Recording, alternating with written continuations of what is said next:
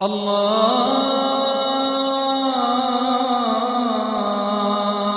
أكبر الله أكبر الله أكبر الله أكبر. الحمد لله وكفى والصلاة والسلام على سيد الرسل وخاتم الأنبياء أما بعد فأعوذ بالله من الشيطان الرجيم بسم الله الرحمن الرحيم أفمن وعدناه وعدا حسنا فهو لاقيه كمن متعناه متاع الحياة الدنيا ثم هو يوم القيامة من المحضرين صدق الله مولانا العظیم. معزز سامعین و ناظرین، اس رکوع میں پہلے تو اللہ تبارک و تعالی نے شرک کی مذمت بیان فرمائی ہے اور کہا گیا کہ قیامت کے دن وہ شرکاء کام نہ آئیں گے جن کو اللہ کے ساتھ یہ مشرکین شریک ٹھہراتے ہیں. اور پھر اس کے بعد اللہ تبارک و تعالی نے قیامت کے کچھ احوال جو ہیں ان کا ذکر فرمایا ہے. دنیا فانی کے مال و متاع سے دھوکہ کھانے سے بچنے کی تلقین فرمائی ہے. قیامت کے مناظر میں سے بعض مناظر کی منظر کشی فرمائی ہے اور اللہ تبارک و تعالیٰ کی تخلیق اور اختیار کا بیان فرمایا ہے کہ وَرَبُّكَ يَخْلُقُ مَا يَشَاءُ وَيَخْتَارُ.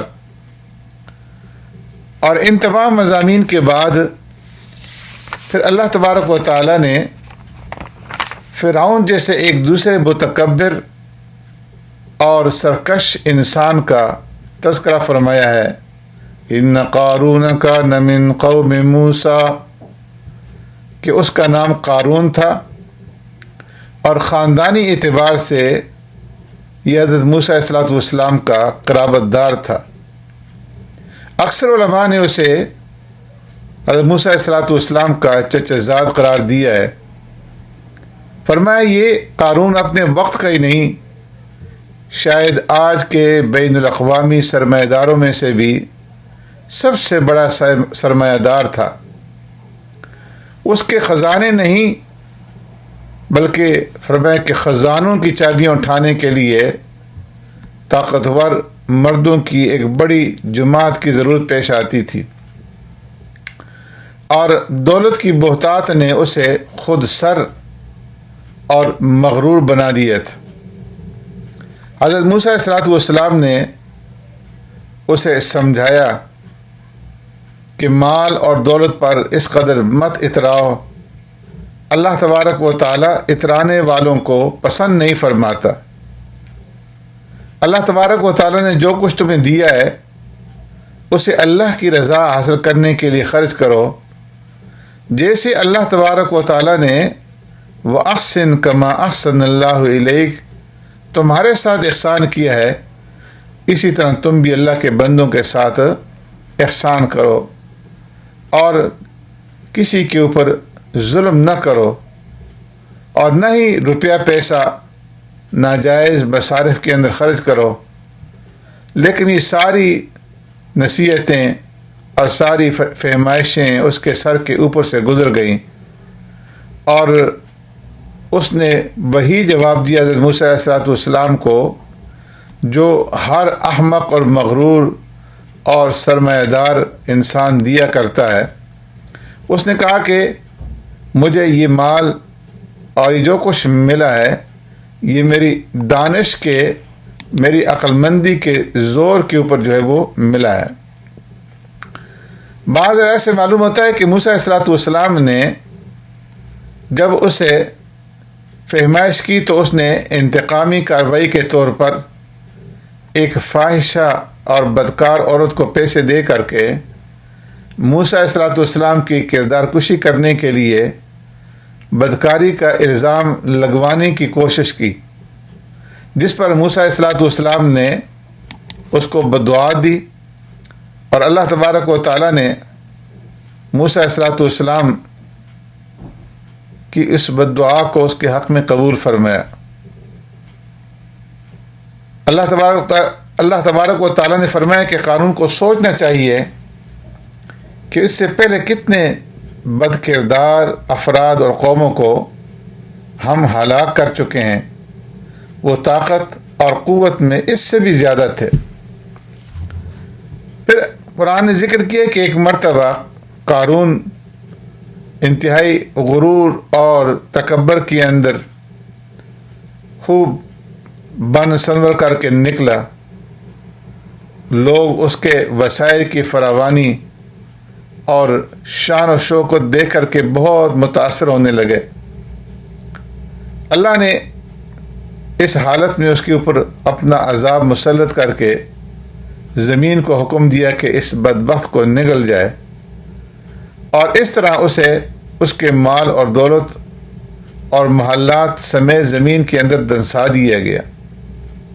اس کے نوکر چاکر اور حمایتی اسے اللہ کی پکڑ سے نہ بچا سکے، اور دنیا پر یہ واضح ہو گیا کہ مالی وسعت اور آسائش بھی اللہ کے حکم سے ملتی ہے، اور رزق میں تنگی اور کمی بھی اللہ رب العزت کے حکم سے جو ہے وہ آیا کرتی ہے۔ فرمایا خوب دنیا میں ڈوبے ہوئے لوگ جب قارون کی شان و شوکت کو دیکھتے تھے تو ان کے منہ میں پانی آ جاتا تھا، اور وہ اسی جیسا بننے کی تمنا کرتے تھے، لیکن جب اللہ تبارک و تعالیٰ نے اسے اس کے گھر سمیت اور اس کے خزانوں سمیت زمین میں دنسا دیا، عذاب الہی کی اس زندہ گرفت نے دنیا پرستوں کی آنکھیں کھول دیں، اور انہوں نے اعتراف کیا کہ اگر اللہ رب العزت ہمارے اوپر احسان نہ فرماتا تو ہمیں بھی زمین کے اندر دنسا دیتا۔ قارون کے واقعے کے اختتام پر قرآن کریم ایک ایسی اہم نصیحت کرتا ہے جو ہر مسلمان کو اپنے پلے باندھ لینی چاہیے۔ اللہ رب العزت فرماتے ہیں تلک الدار الآخرۃ نجعلها للذین لا یریدون علوا فی الارض ولا فسادا والعاقبۃ للمتقین، کہ آخرت کا گھر ہم نے ان لوگوں کے لیے تیار کر رکھا ہے جو ملک میں بڑا بننے اور فساد کا ارادہ نہیں رکھتے، اور انجام کار تو پرہیزگاروں ہی کا ہے۔ آج بڑا بننے کی بیماری عوام میں تو ہے ہی، خواص کے اندر بھی آ چکی ہے۔ جو لوگ اس بڑائی کی بیماری میں مبتلا ہیں، فرمایا انہیں ہر وقت یہ آیت کریمہ اپنے سامنے رکھنی چاہیے۔ اس کے بعد اللہ تبارک و تعالی آقا نامدار سرور کائنات رحمت دو عالم صلی اللہ علیہ وسلم سے ایک وعدہ فرماتے ہیں، فرمایا ان الذی فرض علیک القرآن لرادک الی معاد قل ربی اعلم من جاء بالہدی ومن هو فی ضلال مبین۔ پیارے پیغمبر صلی اللہ علیہ وسلم مکہ مکرمہ سے مدینہ منورہ کی طرف ہجرت فرما کر جا رہے تھے۔ جب مقام جحفہ پر پہنچے، جو مدینہ کے راستے کی مشہور منزل رابغ کے قریب ہے، اس وقت مکہ مکرمہ کے راستے پر نظر پڑی تو بیت اللہ اور اپنا وطن یاد آیا۔ اسی وقت جبریل امین پیارے پیغمبر صلی اللہ علیہ وسلم کے پاس یہ آیت کریمہ لے کر کے نازل ہوئے کہ اللہ تبارک و تعالیٰ کے نبی جس اللہ نے آپ پر قرآن نازل کیا ہے، وہ اللہ آپ کو مکہ دوبارہ لائے گا۔ اس آیت میں پیارے پیغمبر صلی اللہ علیہ وسلم کو تسلی دی ہے اور وعدہ فرمایا کہ ایک وقت آئے گا کہ آپ مکہ مکرمہ فاتح بن کر کے داخل ہوں گے۔ چنانچہ ہجری 8 میں وہ وقت آیا اور پیارے پیغمبر صلی اللہ علیہ وسلم فاتح بن کر کے اپنے آبائی وطن مکہ مکرمہ میں داخل ہوئے، اور اس طرح اللہ تبارک و تعالیٰ نے اپنا وعدہ پورا فرمایا۔ اور سورت کے آخری آیت میں اللہ تبارک و تعالیٰ نے اس بات کا ذکر فرمایا ہے کہ اللہ رب العزت کے سوا جو کچھ بھی ہے وہ سب کا سب فانی ہے، فنا ہونے والا ہے، اسی کا حکم ہے، اور وَإِلَيْهِ تُرْجَعُونَ، اسی کی طرف تم لوٹ کر کے جاؤ گے۔ فرمایا فرعون جیسے بادشاہ اور قارون جیسے سرمایہ دار کا عبرتناک انجام اس دعویٰ کی دلیل ہے کہ اللہ کے سوا ہر چیز فنا ہونے والی ہے۔ سبحانک اللہم و بحمدک نشہد ان لا الہ الا انت نستغفرک و نتوب الیک۔